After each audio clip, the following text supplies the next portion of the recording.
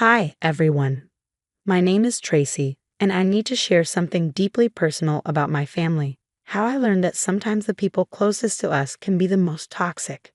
I'm a 33-year-old interior designer living in Boston. My life seemed perfect not long ago. A thriving career, a beautiful 6-year-old daughter named Emma who lights up my world, and a husband, James Reynolds, who I thought was everything I'd ever wanted. We met 5 years ago at a charity gala. He was charming, successful in real estate development, and seemed like the perfect match. Within a year, we were married, living in a stunning home in Brookline, and I felt like I'd hit the jackpot. Even his mother, Patricia, welcomed me with open arms. "You've brought such joy to our family, dear," she said warmly during our first meeting. If only I'd known that her sugary words were masking something much darker. The first red flag came at Emma's 5th birthday party. I planned a magical princess-themed celebration, complete with decorations, games, and everything a little girl could dream of.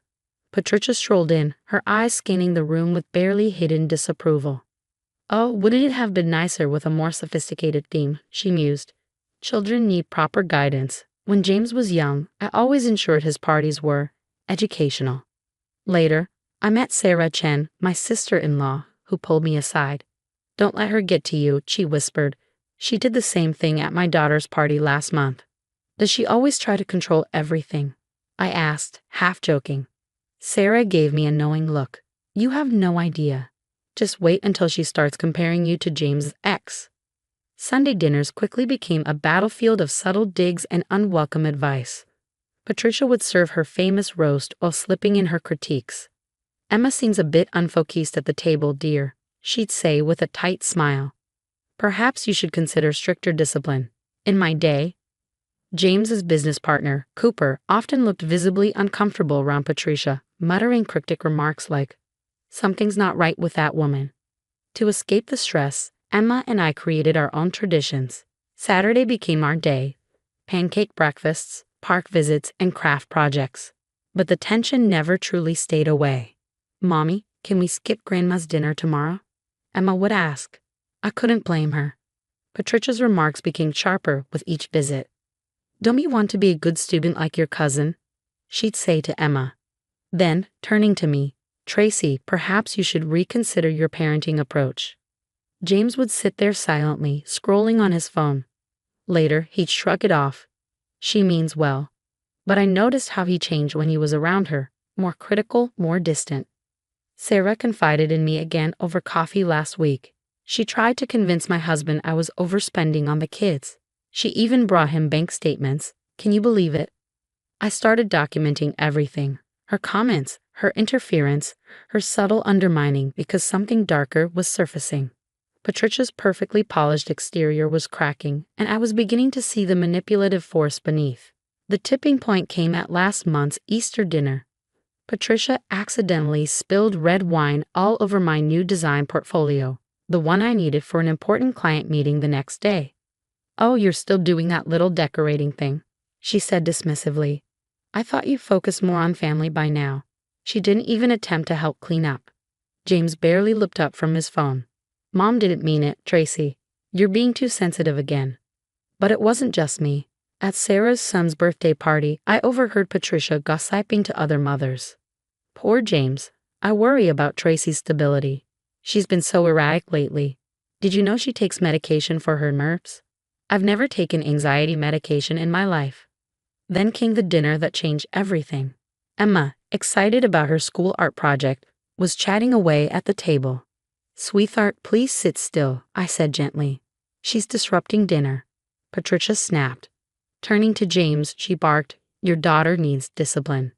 Before I could respond, Patricia grabbed Emma's arm and marched her downstairs. The sound of the basement door locking sent chills down my spine. "She needs to learn," Patricia said coldly, pocketing the key. "This is how we handled James when he misbehaved," Patricia said with a chilling smile, her words hanging heavy in the air. Below us, Emma's cries echoed from the basement. "Where's my mommy?" she sobbed. I bolted from my chair. "Give me the key, now." "You're being hysterical, Tracy," James said, his tone clipped, as if I were the one out of line. Patricia waved a hand dismissively. "Emma was just playing down there," she claimed later, after I'd already called the police. Stop making a scene. That night, while James was in the shower, his phone lit up with messages from Patricia. One caught my eye.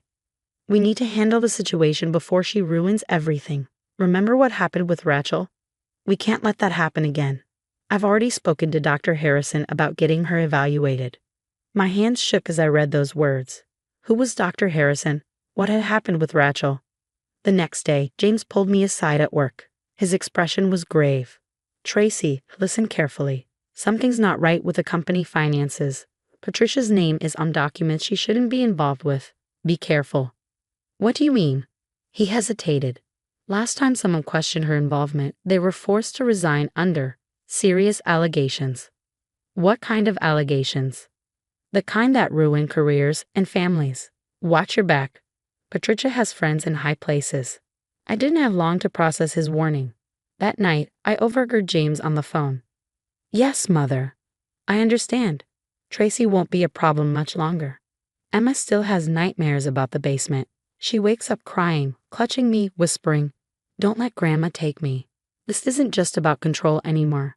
Something bigger, something darker, is unfolding, and I need to uncover it before it's too late. The first step was digging deeper. After the basement incident, Sarah invited me to a quiet cafe, far from prying eyes. Rachel, she said, lowering her voice. James' ex-fiancée. She didn't actually have an affair. Patricia set the whole thing up, hired a guy to fake photos. I found out through my husband's old emails. My stomach turned. How do you know all this? Because she tried the same thing with me. Said if I didn't give up my job, some compromising photos might just happen to find their way to my husband. I decided to play Patricia's game. I accepted her insincere apology about the basement and pretended to make peace. Meanwhile, I hired a private investigator. The results were shocking. Your mother-in-law visits your office building regularly when you're not there, the investigator reported. She's been meeting with your biggest clients. Within a week, 3 clients canceled their contracts. We heard you're having personal problems, they said awkwardly. The walls were closing in, but James surprised me by calling a secret meeting at a diner outside of town.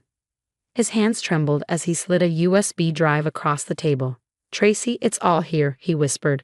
Patricia's been using my company to launder money. Those luxury condos downtown, they're fake projects. The money's coming from somewhere else. And you? I asked, dreading the answer. I sign whatever she puts in front of me, he admitted, his voice barely above a whisper. Always have. But it's not just me. She's doing this to everyone in the family. I reached out to James's sister, Amanda, at her yoga studio. Her eyes filled with tears. She controls everything, Amanda said. My business loan? It's actually my inheritance, but she made me sign papers saying I owe her. She's done the same to David and Lisa. As I dug through old records, I discovered a history of domestic violence complaints against Patricia, all mysteriously dropped. Keep playing nice, Sarah advised. Document everything. So I did.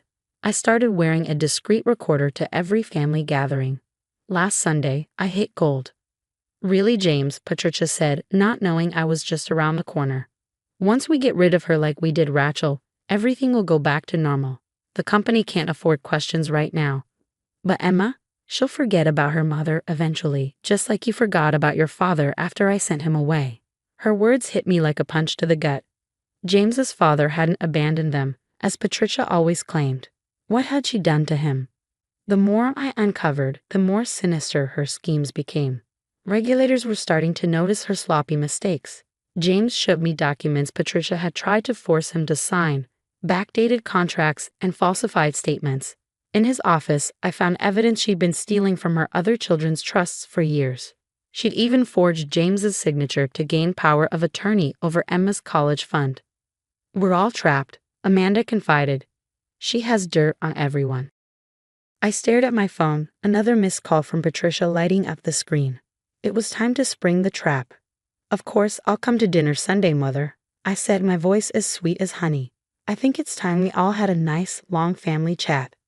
But dinner wasn't where I planned to end this. Patricia's annual charity gala, the crown jewel of her social calendar, would be the perfect stage. Everyone who mattered in Boston society would be there. her country club friends, business associates, and the very people she had spent years manipulating. "So glad you could make it, dear," Patricia said, her signature pearls gleaming under the chandeliers. Her smile was all too confident. "James tells me you've been much more cooperative lately." Little did she know, the entire family was ready to take her down. James, Sarah, Amanda, David, and even Rachel, James' ex-fiancé, were in position. It was showtime. Patricia took the stage, her voice smooth and commanding as she launched into a speech about family values and integrity. That was Amanda's cue. Speaking of family, Amanda interrupted, standing up from her seat. "Let's talk about how you stole our inheritances." She held up a stack of documents. "I have the real ones right here." Patricia's smile froze. "Amanda, dear, you're confused." "No, Mother," David interjected, rising to his feet. "We've seen the proof. Every so-called loan you gave us was stolen from our trust funds." Sarah stepped forward next, holding up her phone. "Shall I play the recording of you threatening to frame me for an affair? Or maybe the one where you admit to hiring someone to stalk Rachel?" Patricia lunged for Sarah's phone, but James was already plugging his laptop into the projector. "Your attention, please," he announced to the stunned crowd. "These documents show years of fraud at Reynolds Development. My mother has been using the company to launder money, funneling millions into her own accounts." Gasps rippled through the room as Rachel emerged from the crowd. "Is this also ridiculous, Patricia?" she said, her voice steely. "Like how you faked photos of me cheating? Or how about we discuss what really happened to James's father?" Pandemonium broke out. Patricia's carefully curated world crumbled before her eyes. Her country club friends backed away in disgust as police officers entered the room, escorted by SEC agents James had already tipped off. "You ungrateful little..." Patricia hissed at me, venom dripping from every word. "I'll destroy you like you destroyed your husband." Smiling coldly, I reached into my bag and pressed play on my recorder. Her voice echoed through the room. "Once we get rid of her, everything will go back to normal. Emma will forget about her mother, just like James forgot about his father after I sent him away." The truth about James's father finally came to light, and Patricia's empire crumbled under the weight of her crimes. 1 year later, life looks completely different now. My design firm is thriving, expanding into New York, and Emma's nightmares have all but vanished with the help of therapy. She loves her new school, her smile bright and unafraid. Patricia, on the other hand, is facing multiple lawsuits from enraged investors. Her assets are frozen, her once gilded reputation is ruined, and her social circle has abandoned her. Last I heard, she's living in a tiny apartment, utterly alone. James lost everything in our divorce. The SEC investigation revealed he had knowingly participated in Patricia's schemes, signing off on fraudulent deals for years. After serving a brief sentence, he moved to Ohio, working at his cousin's car dealership. Yesterday, I received a tear-streaked letter from Patricia. "I'm sorry for everything. Can we talk?" I didn't read past the first line. I shredded it and tossed it into the trash. "Mommy, can we get ice cream?" Emma asked this morning, her eyes sparkling. "Of course, baby," I said, looking around our peaceful new home. Surrounded by true friends like Sarah and Amanda, I felt a deep sense of peace. We'd done it. We were free. The best revenge wasn't just exposing Patricia's lies or seeing her empire fall. It was this: happiness, success, and a life completely free from toxic people. Patricia, she's just a cautionary tale now, one I tell other women when we talk about trusting our instincts.